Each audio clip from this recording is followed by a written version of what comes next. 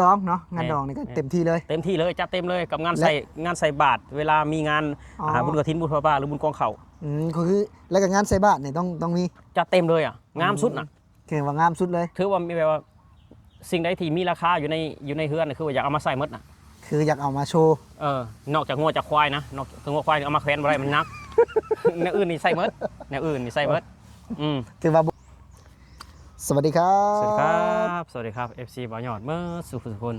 มาพบมาพอก็คือเก่าอีกแล้วพี่น้องเนาะบ่อยอดเพิ่งเดินทางมาจากปทุมธานีเนาะคือบ่ต้นก็จะไปอยู่ในของบ่อยอดนะบ่ต้นถามก่อนว่าไปครับบ่ต้นไปนี่แบบเช่นยังให้บ่ต้นกินแบบต้อนรับนะแบบประเพณีลาวเฮาคือว่าไปมาหาสู่ก็ต้องต้อนรับบ่คือบ่ต้นเนี่ยต้อนรับไก่มื้อนี้ว่าต้อนรับบ่อยอดไก่แล้วบ่ต้นไปหาบ่อยอดต้อนรับยังบ่ต้นแกงหน่อไม้นี่ซื้อบ่หรือเฮ็ดเองแต่บ่ต้นมักกินแบบใดบ่ต้นนี่คือบ่ต้นมักเฮ็ดกินเองมากินเองเพราะว่าบางคนแม่ค้าอาจจะกินเค็มกินจืดกินยังเนาะคือว่ารสชาติมันนะจ๊ะเดี๋ยวบ่ยอดจะแกงให้กินเลยนะเพราะบ่ยอดก็จะซื้อเตาแก๊สแล้วเด้บ่ยอดจะมีเงินซื้อเตาแก๊สแล้วขอบคุณเนาะขอบคุณที่มี FC นี่แหละ FC เพิ่นซัพพอร์ตเนาะในจุดนี้เนาะก็ขอบคุณเนาะบ่ยอดก็ขอบคุณเพิ่นก็ถือว่ามื้อนี้อยากมาสอบถามไอ้ต้นนะมื้อนี้ไอ้มี FC เพิ่นเข้ามาคอมเมนต์เดี๋ยวบ่ยอดจะแปะคอมเมนต์ขึ้นให้เบิ่งเพิ่นว่าไอ้อยู่ในสปป.ลาวเนี่ยนะเวลามีงานดองนะเป็นหยังจึงแบบว่ามักแต่งตัวใส่สิ้นราคาแพงนะใส่สร้อยทองเนาะแบบว่าโซ่ราคาแพงนะทั้งที่การอยู่การกินเพิ่นว่าก็แบบว่ามันก็บ่ได้ค่อยที่จะมีขนาดนั้นนะยังจนอยู่นะบางคนนะเป็นหยังคือว่าเป็นประมาณนี้เติบคือว่าบ้านเฮานี่นะง่ายใช่อันนี้ว่าคือความจริงเนาะสังคมมันยังแบบว่ายังเป็นสังคมบ้านนอกอยู่คือบ่ต้นยกตัวอย่างคือคนในเมือง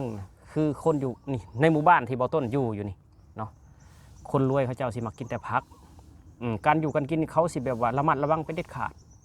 คนรวยนี่สิรักษาสุขภาพ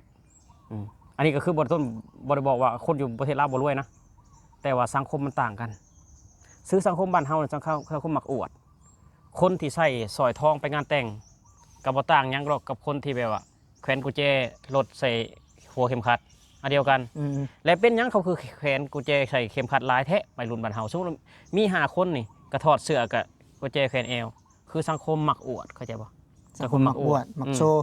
แต่ว่าการอยู่การกินอยู่ในครอบในครัวถามว่าอยู่ดีกินดีบ่เดือนนึงได้กินบ่นมกล่องนึงบางคนอาจจะบ่ได้กินซ้ำเขาสังเกตเห็นบอกคนอยู่ในหมู่บ้านเนี่ยเจ้าย่างโลดมาโลดเจ้าย่างโลดแต่6 โมงเช้าฮอด6 โมงแรงนี่คนอยู่ในหมู่บ้านนี่บ้านเขารวยบ่รวยเห็นบ่เขาใส่ทองบ่มีเขาใส่ทองบ่มีย่างใส่ก็ใส่สอยเงินแล้วก็แขวนพระพุทธรูปคือว่ามันต่างกับบ้านเฮาคือว่าก็ได้แบบว่าใส่ผ้าถุงผ้าไหมราคา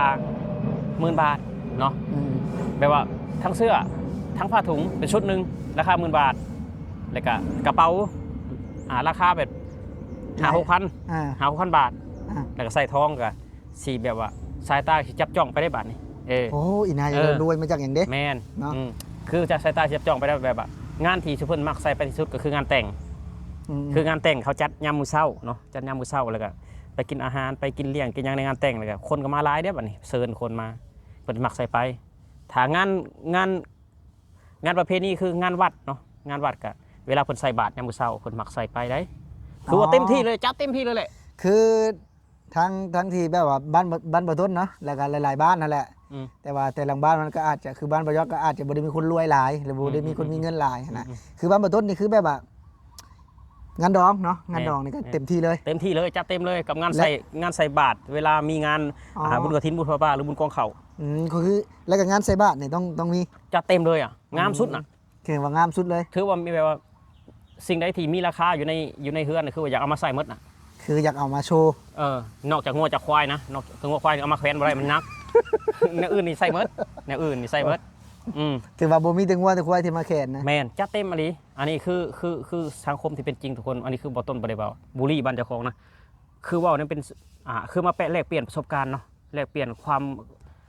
อย่างวัฒนธรรมกันเอาบ่แม่นบ่แบบว่าเฮานี่อายเฮาจึงบ่ฮ้อยบ่แม่นบ่ต้น แต่ว่าเฮาบ่มีนี่หรือว่าเฮาบ่มีบ่เฮาจังแบบว่าเว้าใส่กับเจ้านี่นะเฮาบ่มีบ่จักสมมุติว่ามีคนจะมาแซะเฮาเด้ ถามว่าเฮามีเฮาก็มันก็แล้วแต่ความพอใจไผพอใจมันนะแต่ส่วนร้ายเนี่ยคือบ้านเฮาน่ะคือใส่อะ เอาคือจะแบบต้นนี่มีบ่ต้นสิใส่ไปบ่ ถ้าไปงานโรงงานว่าก็บ่ต้นก็สิบ่ใส่นะคือบ่ต้นมาจากกรุงเทพนะบ่ต้นก็สิแบบใส่ธรรมดาเลยนะเพราะว่าบ่ต้นมาเห็นแล้วสังคมที่เพิ่นเจริญเพิ่นบ่จำเป็นต้องอวดแต่ว่าคืออยู่บ้านบ่ต้นมีหยังก็คืออยากอวดคือเขาหั่นแหละตอนบ่ต้นยังมากรุงเทพได้คือว่าสังคมบ้านเฮาเป็นแบบนั้นน่ะ อ๋อคือตอนบ่ต้นนี่ยังบ่มานี่บ่ต้นมีกับบ่ต้นอยากใส่ อยากอวดอยากใส่คือคนอื่นเขาอ่ะ เอาแต่พอบ่ต้นมาอยู่นี่20กว่าปีนี่ก็ เปลี่ยนแนวคิด ความคิดก็เปลี่ยนขึ้น เปลี่ยนในคิดเปลี่ยน คือเมื่อก็บ่ได้อยากแบบ บ่ ซื้อ ได้ สร้อย อยาก โซ อวดอยากหยังบ่ได้อยากอวดอยากหยังมันการรวยหรือว่าการมีความสุขมันบ่อยู่ที่แบบว่าใส่สร้อยทองเส้นใหญ่หรือว่าแต่งตัวดีๆเนาะมันอยู่ที่แบบว่าการกินการอยู่การใส่ชีวิตประจำวันว่าสุขภาพเฮาแข็งแรงบ่แบบว่าการอยู่การกินเฮาแบบว่าบ่ขาดบ่เคินบ่ตัวคิดว่าซั่น คือแบบนั้นดีกว่านะ แม่เป็นอันดีกว่าเฮาบ่ต้องอวดรวยอวดหยังคือนะเนาะไปงานแต่งใส่เสื้อผ้าธรรมดาก็ได้เนาะถือว่าใส่เสื้อแบบสุภาพบ่น่าเกลียดเกินไปนะแต่ว่าบ่ได้อวดรวยอวดหยังอวดโชว์คือคนอื่นนะแบบนี้นะ คือแบบว่างานดองเนาะคือผู้ชายเขาก็ต้องใส่เสื้อเน็บในแล้วก็ใส่ส่งขายาวเนาะใส่ส่งดีๆอ่ะ แม่น ที่ส่งสิมีราคากันแล้วแต่นะ คือให้เกียรติสถานที่เขาแต่บ่ได้เวอร์ว่างอลังการไปนะคือบางคนโอ้โหทาเล็บสีแดงแล้วก็ใส่สร้อยทองเส้นใหญ่เสื้อผ้าชุดละหมื่นเนาะบัตรแล้วงานดองก็เมื่อครอบครัวคันซ่านก็ในอยู่ในกินก็แบบนั้นแหละ มาเอาไปซื้อเสื้อผ้าไว้แล้ว คือกันก็กินเบียร์แหละนะคือกันก็กินเบียร์แหละถ้าว่าคนลาวรวยบ่คือกินเบียร์แท้บ่ได้รวยดอกทุกคนบางคนก็ขายฮอดเขาเนาะบางคนก็ติดหนี้กินเบียร์น่ะบ่แม่นว่ารวยคือสังคมเป็นแบบนั้นน่ะ คือบุญบ้านนี่มีบ่บ้านบ่ต้นได้ขายข้าวใส่ มีบ้านนี้ก็มีแหละ คือแบบว่าใกล้สิฮอดบุญบ้านแล้วนะแล้วก็ได้ขายข้าวได้โทรคนซื้อข้าวมา มี เพื่อเอาเงินแบบว่ามาซื้อเบียร์ซื้อเหล้าซื้อเบียร์แล้วก็ซื้อเนื้อมาเฮ็ดสู่กันกิน ต้นบ้านต้นก็มีคือแบบว่าบางคนก็ไปหาเกี่ยวข้าวรับจ้างเนาะไปหาดำนารับจ้างก็เพื่อหาเงินมาเตรียมใส่บุญบ้านน่ะหาเงินมาเตรียมใส่บุญบ้านคือแบบว่ายกตัวอย่างคือป้าบ่ต้นนี่นะเนาะเอื้อยของน้องมนต์นี่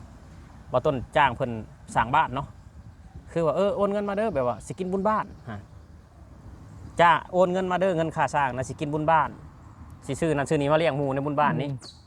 เงินบ่ต้นหันแล้วหรือเปล่าไอ้ก้อหันน่ะก้อแล้ว ก็แล้ว ก็คือจ่ายเงินไปหมดแล้ว ก็ยังเหลืออยู่ 4,000 ตอนนี้ยังบ่ได้จ่ายเพิ่นเหลือ 4,000 อ้าววันนั้นบ่แล้วครับบ่เลยว่า ก็ยังบ่ได้จ่ายยังบ่แล้วคักยังบ่ได้ตรวจงานเด้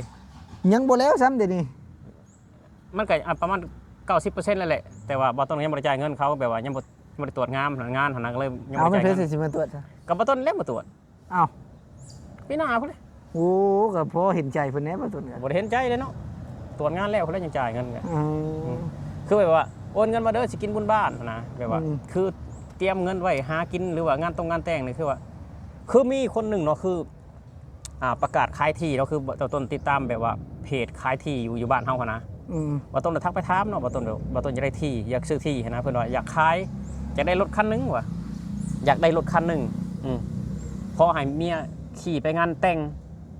เมียบ่อยากขี่มอไซค์ไปงานแต่งเมียอยากขี่รถกระบะไปงานแต่ง เมียนะ แล้วผัวแล้วขายที่ให้ขายที่ซื้อให้เมีย อ่า อันนั้นคือแสดงให้เห็นถึงความอยากอวดเข้าใจปะความอยากอวด เงินก็บ่ได้มี เงินก็บ่ได้มีก็ขายที่ไปซื้อรถเพื่อให้เมียไปงานแต่ง ขายที่นี้ไปซื้อรถ แม่นมันนี่แหละทุกคนมันแสดงให้เห็นถึงว่าสังคมบ้านเฮาเป็นแบบนี้สังคมบ้านเฮาสังคมมักอวดบ่แม่นคนรวยได้สังคมมักอวด มีก็บ่แม่น จริง บ่แม่นว่าเฮาเก็บเงินซื้อบ่แม่นมาหาเงินด้วย แม่ นะ นถามว่าทำคุณบ่ต้นมีที่นี่บ่ต้นสิซื้อรถคันมีลายอลีโลกอ่ะอาจจะซื้อนะแต่ว่าแบบว่ามันมีรับเล็กเอาหน่อยนึงคือว่าบ่ต้นจะหาเงินซื้อเอาดีกว่าเนาะถ้าเฮาจะได้รถหั่นนะอันนี้คือเล่าแบบว่าอยากขายที่นะไปซื้อรถเมียบ่อยากขี่มอเตอร์ไซค์ไปงานแต่งอี คือว่าสังคมลาวนี่คือให้ความสำคัญกับงานแต่งพี่น้องให้ความสำคัญกับงานแต่งเนาะซอยถ้าผู้ใดแบบว่าเคยได้ไปเที่ยวประเทศลาวเนาะหรือว่าไปงานแต่งงานยังประเทศลาวทุกคนอาจจะเห็นว่าคนลาวใส่ทองลายขนาดเนาะบ่แม่นเขารวยได้พี่น้องเขาอยากใส่เขาอยากใส่ บางคนอาจจะมีครอบครัว1 2 บาทเท่านั้น2 บาทก็ประมาณ100,000เนาะเขาก็ใส่อืม ใครแลมี2บาทบ่ยอดนี่บ่มีจักบาทเนาะบ่ย คื อ อ ด คือสังคมลาวบ้านนอกนี่เขาจะไม่ซื้อทองแท่งเขาจะซื้อทองรูปพรรณเพราะเอาได้ใส่ไปอวดกันเข้าใจป่ะแต่คนไทยเพิ่นบ่ได้ซื้อทองรูปพรรณเขาซื้อทองแท่งประเทศไทยซื้อทองแท่งเก็บไว้คนรวยคือคนแบบมีเงินหลายๆอยู่ประเทศไทยถามเพิ่นมีว่าทองรูปพรรณ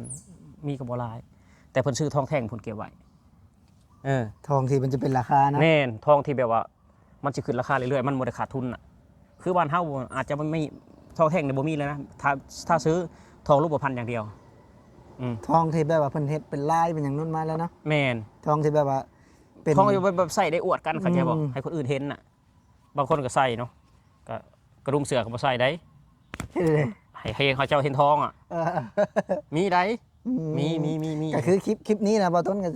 จะบอก FC ก็คือคลิปตอบ FC นะคลิปนี้ ก็คือจะบอกว่าใบต้นว่า